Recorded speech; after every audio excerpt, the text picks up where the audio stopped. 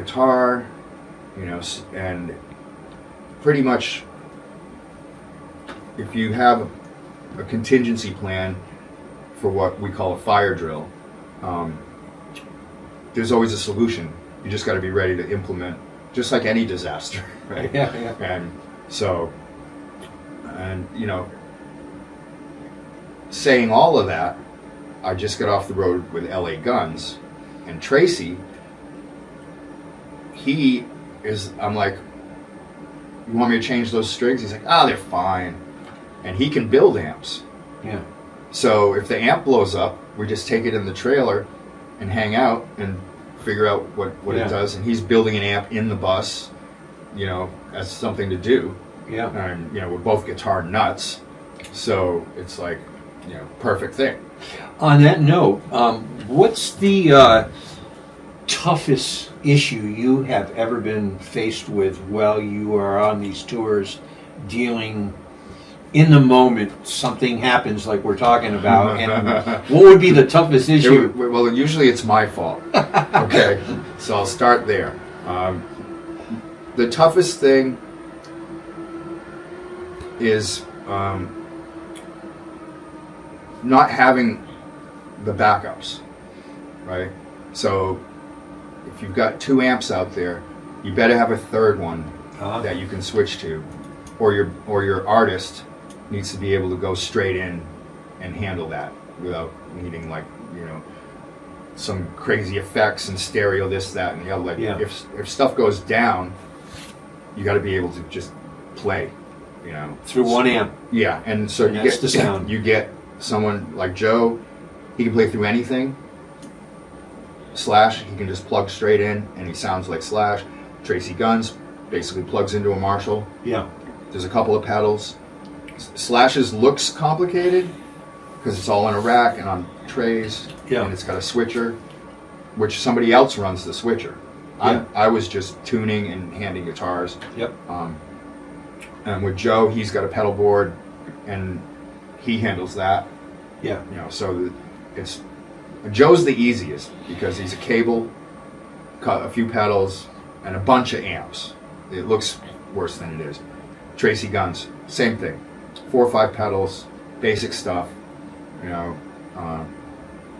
Slash's rig, it's a little more complicated because there's wireless involved and frequencies and all that stuff takes time in your day. So you got to string all these guitars, you got to charge all the batteries, change all the batteries, pair up the pack, sync up the frequencies, and hopefully they'll stay that way until they get interference. Then they have to change the frequency, maybe in a different country and stuff.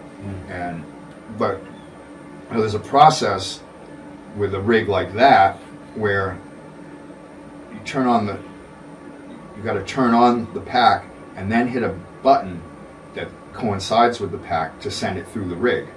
And sometimes you've got a guitar that has the same frequency, so you have to shut it off, then turn it on, then hit the button. And sometimes that's hard because someone like Slash, you hand him the guitar and he's away. He's like, I'm like, wait, come back. But the worst things that happen are usually self-inflicted. Like I can give you 2 tuning instances. We used to have this open D minor Firebird with Joe, and he decided to use it for something in open G. So I go restring it, and in my mind, it's the D minor guitar, so I tune it to D minor, and I don't think another thing about it. Right. I hand it to him, and there's no getting out of D minor. Right. There's no one fingering it. Yeah. It's D minor. You're screwed. So the terror between us, first him looking at me and then me realizing, but I had a spare in open G, so I did it. And then recently this summer, I was pressed for time and tuning, and because so many of Slash's guitars are in E flat, I was tuning one that was standard drop D, and for some reason I stretched the string and it went to C sharp, right? So in my brain was like, yeah, that's normal. Yeah. What I gave him though was a drop D guitar with a C sharp in the middle. and that wasn't very cool at all. I had a spare, Yeah. so we rectified it, but it wasn't any help at the time of hearing it, the terror, and even through his sunglasses, I could see the laser beam. Yeah. This thing's out of tune. Yeah. And he took it like a champ, and of course, when you screw up like that, you have to go to your artist and say, hey man, I did that. You can't pretend it was like, well, I don't know what happened. Yeah, I know right. what happened. I did it. It was operator error, Yeah. So, those are the worst things that have ever happened to me. Yeah. The broken string doesn't bother me, but a tragic tuning is a tragedy. So relentless changing of strings on a Yeah. Yeah. Just over and over. yeah. It's a hobby. And is there a particular just to get into a little bit of tiny more gear talk here? Is there a tuner that you like better than other tuners, or feel more positivity I about? I like TC's white. It's a white thing. Yep. I don't even know what it's called. I have that. I have. I like a good old Boss tuner. Good old Boss tuner. I like a clip-on tuner. Yep. I don't like to see it on there, like Yeah. when somebody's playing a gig. Yeah. But the TC one is great. You can hit all 6 strings and see them all. Yeah. Yes. You can also program it to E flat or whatever. Yeah. And sometimes it's just so much quicker to grab that than go through unplugging a wireless, plug in the cable, unplug the cable, plug the wireless back in. That's a whole series of things you can screw up, whereas you can just clip that on there. And these guys that have like 4 tuners on their, I don't know. That's not for me. Yeah. And I get it. I mean, for Slash, I would use two different tuners on his acoustic because we were having discrepancy in it. Yeah. And, so I had him play me the notes that he didn't like. Yeah. And so I would tune his low string to the 3rd fret because that's what he was going to be playing. Yeah. Right. So I wanted that one in tune, and so did he, of course. Yeah. And also if you're playing outdoor gigs, as the night goes on, everything's going sharp, and it doesn't want to go down. You can put it down, but it always wants to kink back up, and so you're battling elements. I would do that with the band Get the Lead Out. Sure. I was working for them and playing outside in sheds, and they've got these mandolins and they're tuning to a certain pitch because the Zeppelin recording is at this pitch. Yeah. And everything's cranky when it starts getting cold. Yeah. And they have a really cool thing. They have a pickup on a mic stand, and it's plugged in to a tuner, and you just walk up and tune through the pickup. Yeah. And that way you don't have to unplug shit. It's Yeah. really cool. Nice. But yeah, I mean, all those tuners are great. The Peterson strobes, all that stuff's great. It's just you get one that works, and I've been using. I always have the TC clip on, and with Tracy, I use a Boss tuner, Yep. and we use both. Yep. And he's easy. He's got one guitar change. He's like, it's like I can just sit there and watch the show. Yeah. Yeah. But the other thing is, if you're going to be a guitar tech, you have to be really focused on the guy. You're not really sitting there watching the show, listening. Like you gotta follow. Where's Joe going? What's he playing? Where's Slash going? Because if you turn your back for a second, that's when they're running with scissors. Yeah. That's when they've got the matches out. And Attentiveness. Mhm. Yeah, to the Yeah. nth degree. Yeah. And I think, I don't know, I did 3 or 4 Guns N' Roses gigs before I noticed what was on the LED screen. Yeah. Because I was just so terrified, like, I got to keep my eye on this dude, Yeah. Because he don't know me, and I don't know him, and I don't know what he's going to do. Yeah. I learned a lot of things, though. He taught me a lot, which was great. He was very kind about any of the screw-ups and stuff. And he's very direct to deal with. He tells you what he wants. Same with Joe. He's very direct. He doesn't beat around the bush. Tracy, he doesn't. He just tells you what he wants. Yeah. And he's like, everything's cool, but just do this Yes. and do it every time. There's some words of wisdom, folks, right there. Yeah, always, and that's the other thing, you can't be toxic on the road. You can't be whacked out on drugs and booze. Yep. You can do whatever you want within limitations, but you can't be belligerent. You can't cause friction with your other crew members. Yeah. It's just like normal life. You want to be nice to your neighbors. Yeah.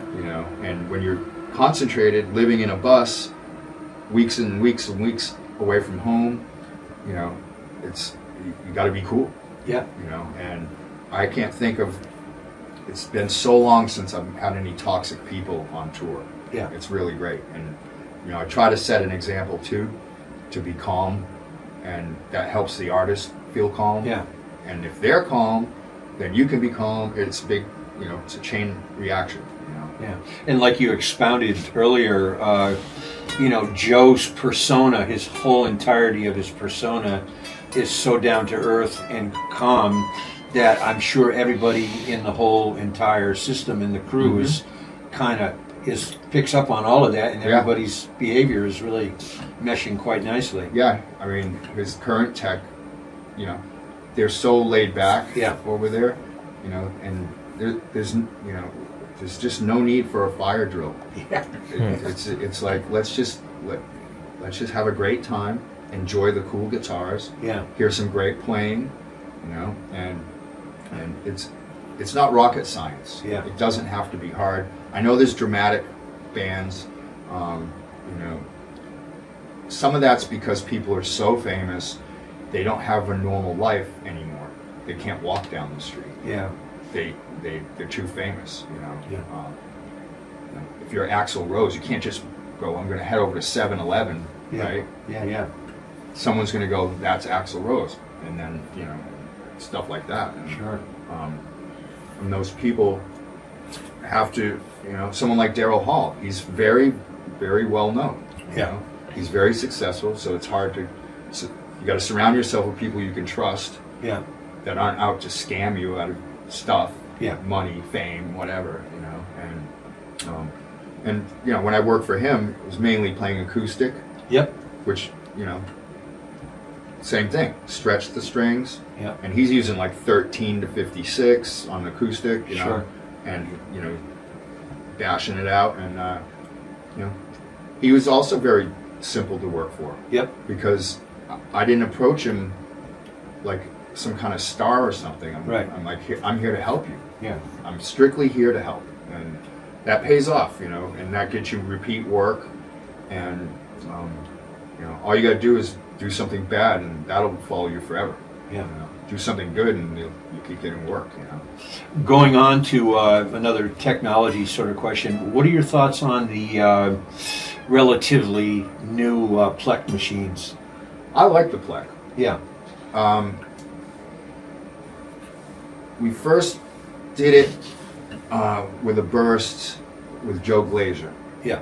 And it was really interesting to see how the neck wasn't straight in reality, even though it appears straight. Yep. To our eyes. Interesting. Which is how, I'm not measuring stuff. I sight it, I play it, and then that feels good, let's play. And there's guys that are way more into the technology and the straight edges and all this stuff.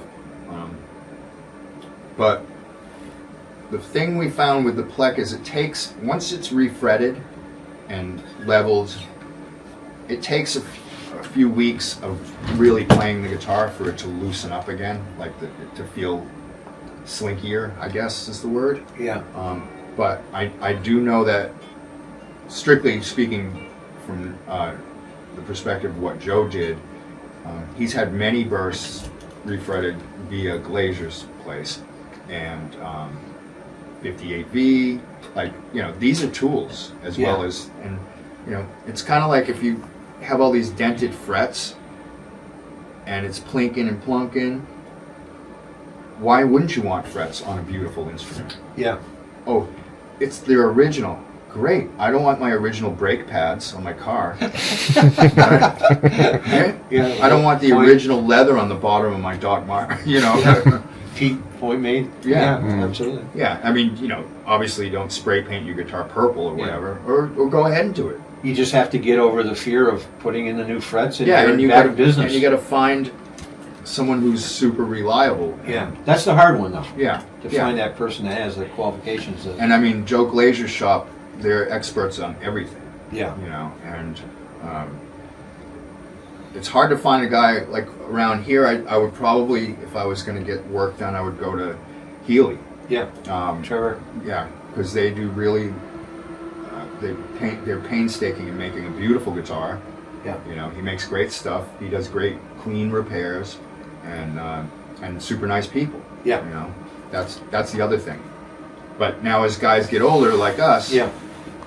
our luthiers are getting older, retiring, Yeah. passing on. I mean, and I don't know that. I mean, there are young dudes doing it. Yeah. Sure. I just don't know them. Yeah, I only know two names in the entire, well, three names in the entire area, in a big radius. Yeah. Where we are. And I'm sure there's somebody in Boston doing sure. a fine job, Yeah, I think there's one shop somewhere in and around the Boston area that has a pluck machine. Mm-hmm. It might be in Lexington, Mass. I'm not sure. Oh, maybe it's the Music Emporium. Yeah, maybe. Music Emporium. I think Those you're guys right. are great. I think you're right. They have cool guitars. Yeah. And super nice guys, excellent players, and they keep the repair guy down in the basement just like they always have. Yeah. Tied up to the workbench. And another, perhaps last question on guitar tech. What are some of your go-to must-have tools that you just can't do without when you're on the road? What do you have to have in your arsenal of toolbox? You need screwdrivers. Yep. Flathead and Phillips. You need clippers, peg winder. Some guys use a drill thing. I don't do that. Yep. You need some type of cleaning product. Yep. And rags, whatever, towels, polishing cloths. A soldering iron. Yep. Multimeter. Some nut files, maybe. If you should have, just a set of basic maintenance stuff. You can go further and have glue and clamps and. Yep. But if you start getting into that, then you need a huge workbox. Yeah. It's really the most used things are the clippers, the peg winder, and the clip-on tuner. Those get all kinds of jobs. Oh, and you need nut sauce, Big Ben's nut sauce. Yeah. Which does make a difference. And I've been. I never put it here, and I said in one video that I don't put it where the metal is. Yeah. And then everyone's like, "Oh, do you drive your car without oil?" And I'm like, "Oh, here we go." Well, nobody wants that all over their hand. Yeah. But this is where the problems are really starting. Yeah. And yes. I mean, still to this day, I don't know why, but I don't know why they make these screws so long. Because you can already see it. I'm all like torn up from just strumming a few things. Of course, it was designed to have that cover. And, but who wants to play up here? Yeah. Right? We want to be down here, getting the. Yeah. So, but that's it. You just need basic tools.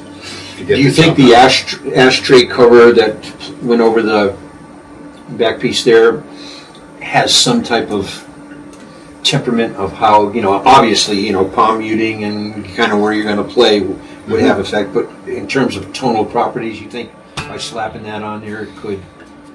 I haven't played with one on. Me too, in 1,000 years. Yeah, and I know they used to have it was a ground. There was a daub of solder in there. There was a ground in there. That's right. I believe. And I don't I know I've lost some. Yeah.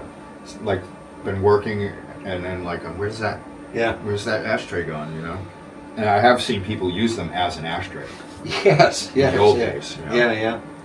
But they'd also, people would, put butts and beers on their tweed amps and, With all of the Telecasters that you've had to take care and maintain and play, do you see vast spectrums of tonal characteristics from the early 51s into the later 50s, into early 60s, into 70s? Do you see a lot of... Well, the pickups become weaker Yeah. in as time went on. You know, like this, the flat pole is just like, it's a monster pickup. Yeah. And they all have something to offer. And obviously this thing is just junk. Mm-hmm. And to me, some people love that. That's fine. What would you do to enhance or give it some other kind of tonal aspects? What would be the first thing that you would do? Humbucker. Humbucker. Yeah. Yep. And obviously, though, you know, you can get close to this instrument, so you wouldn't want to carve it up, but so you could just do it with a modern guitar like that, you know. Yeah. And if it's already been routed, like in the 70s or something, then, you know, have at it. Yeah. But like, it's all about this pickup. Yes. With the Tele, and you can get so much tonal control just out of this. Is there a modern potentiometer, tonal potentiometer that you would suggest that gives you the most tonal? I don't know, because like a lot of my guitars have DiMarzio pots. Yeah. Because that's what Charvel's had. Yeah. And Hamer's had those. I've got stock pots in my Les Pauls. I've got some that have some, you know, special pots or whatever. Yeah. But I don't think about them very often, because usually once you're in battle, you know, changing all this stuff is just it's when you're not thinking about playing. Yeah. And as you've seen through all the years of seeing live performances, these guys are coming out with Norlin Les Pauls. Yeah. Right. You know, and they're making great music. You know, you go see John McLaughlin, and he's got just a double neck Gibson. It's I mean, it was fancy, but it's not fancy. Right. It's, in fact, it's got less frets, and he's playing into a Marshall. He doesn't have all these delays stuff. Yeah. And I mean, the bottom line is you've got to be able to play first. Yes. And I think that helps as a guitar tech too, because you can hear things that your artist would be doing, and like in the case of someone like Slash, you have to know when to push the button, because he's running around on the giant stage, so the delay comes on now on the downbeat, you know. And I mean, he's got a guy who does that. Yeah. And he's also a great guitar tech. His name's Ace Bergman. He's awesome. And there's no way I could have done that gig without Ace helping me. Yeah. You know, I would have ruined the show. no doubt. Because again, like in the case of that, I didn't know all their songs. Yeah. Not that I dislike them. I listen to other music. You got thrown in pretty quickly overnight. So you know, it's a thankfully his tech was there to teach me for a few shows, and you know, that if I had to just go in there cold, it would have been a disaster. Yeah. And there, you know, I had some disasters too. So, but that's the learning curve, and I worked on it every day, and I consulted with him every day on what went wrong and how I'm going to fix it, or what would he like me to do instead, you know, stuff like that. And, you know, even with the years ago with Joe, the first day, there's like 22 guitars show up, and there's all this stuff. I don't know his songs. Yeah. So I'm like, am I changing? What is this song? I don't know what this is. Yeah. And you learn, you make a system, and I mean, there's some great guitar techs out there. They can build an amp. They can refret a guitar in a hotel, and I mean, it's just amazing the stuff they do. You know? Yeah. For some of the twangsters out there, the plank talkers, in terms of Fender Telecasters, is there a particular couple of players out there? I know Joe being one of them. Joe is monstrous. Yeah. He can play in so many styles, so wonderfully incredible. Who would be some of your favorite Tele guys, whether they came from the 50s or 60s, 70s, et cetera, et cetera? Jeff Beck, obviously. Yeah. Of course, he gravitated to the Strat in the Yep. end. Yep. Obviously Page, Yeah. big thing, big influence. John Jorgensen, Ooh, unbelievable. Telecasters. Yeah. He's unbelievable. Roy Buchanan, just exceptional. Keith Richards, Yeah. right? I mean, My God. there's, and anyone who's got a blackguard, Yeah. I like that, huh? Anyone who's got a blackguard, yeah. So, I guess to conclude,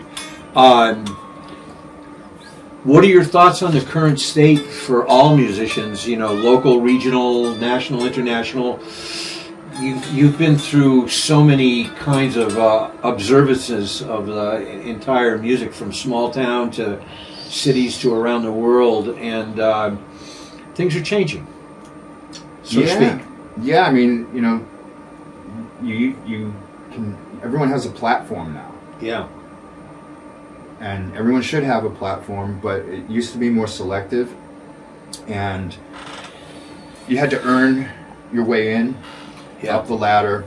Now we can just plug in, throw on a camera, get a backing track, make a YouTube video, whatever. Yeah.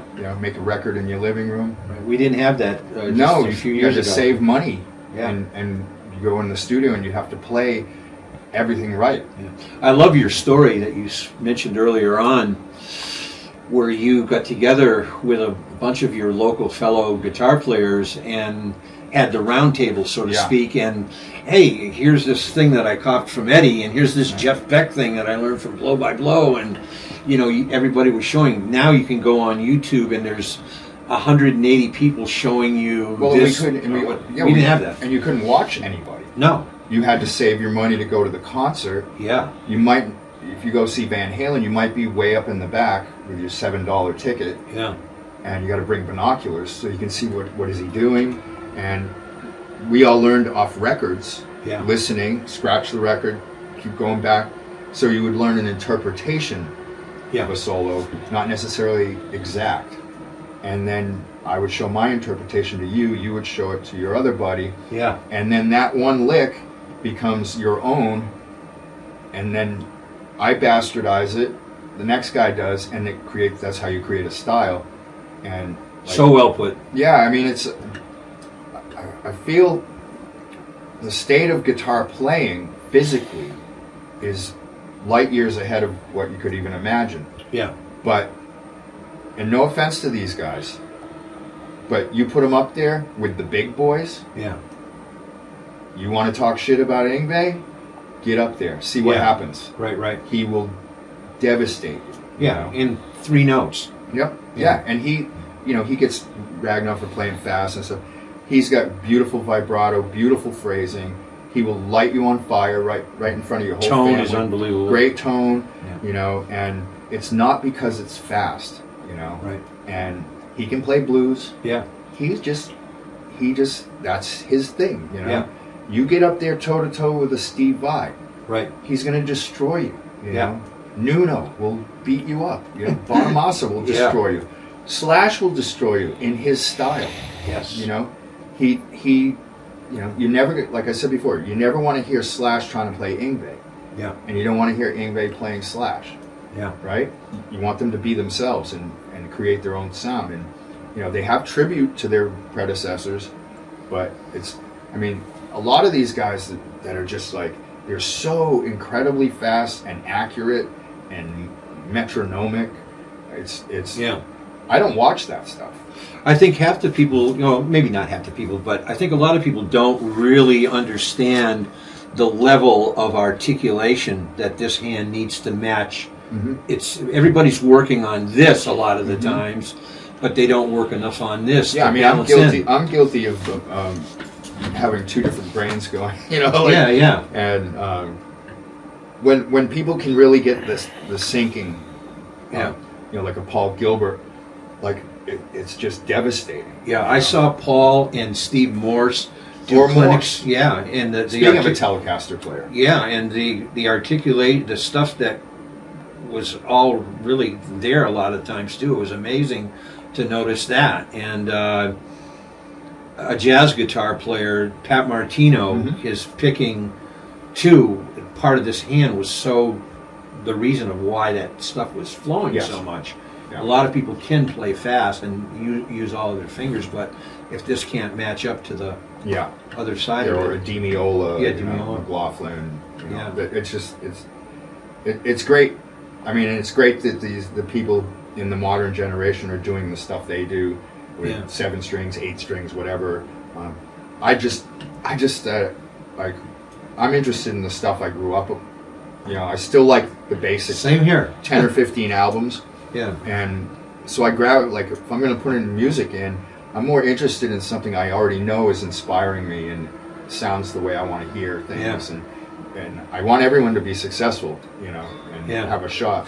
But, nowadays it's like, it seems like it's easy. And, like, I like going in the studio and playing with people. Yeah. Even though I have Pro Tools and everything at home, I like going in the room. I like having an engineer so I can just play guitar and interact with a drummer. That's less and less. That's the other thing. If you're going to be a guitar tech, you have to give up some part of the musician part of your life because you have to dedicate extended periods of time. And you think, oh, it must be great. Oh, you got guitars all day long. Yeah, all day long restringing and plugging shit in and unplugging it and soldering, and, and then trying to rest, and then trying to find good food, and it just. And as you mentioned earlier too, you've been around the cats that have put in severe hours going over stuff. You don't go over something 107 times. You go over something 590 or 1,012 times, and then the articulation and the phrasing is built and delivered, and a lot of people don't get to see that side of certain players. They just know the local guy. Oh, he's practicing 2 hours a day. Yeah, well, and the other thing too is, like, if you're going to be a tech, you're the guy you're working for. He doesn't need to know about your guitar playing or hear your demo. Or, it's it becomes obvious once you develop a relationship with a musician. They'll know, that you can play a little or a lot. I mean, I'll sit up on the bus all night with Tracy, riffing on the guitar, and he'll be like, "Let me see that thing," and then I'll be like, "Let me see that." Yeah, cool. And that's cool, and or go, sit in a hotel room with Joe, and like, give me that burst, man. But they're not interested in my album. Yeah, and they don't need to be. So, on another side of the note, Mike Hickey, you are currently documenting, and you possess an extreme voluminous knowledge of the Gibson Les Paul, to be more specific. Yeah, I've been studying the Sunburst Les Paul. Tell us a little bit about that. For many, many years, and because of the position touring with Joe all those years, and him owning some, and we flushed them out.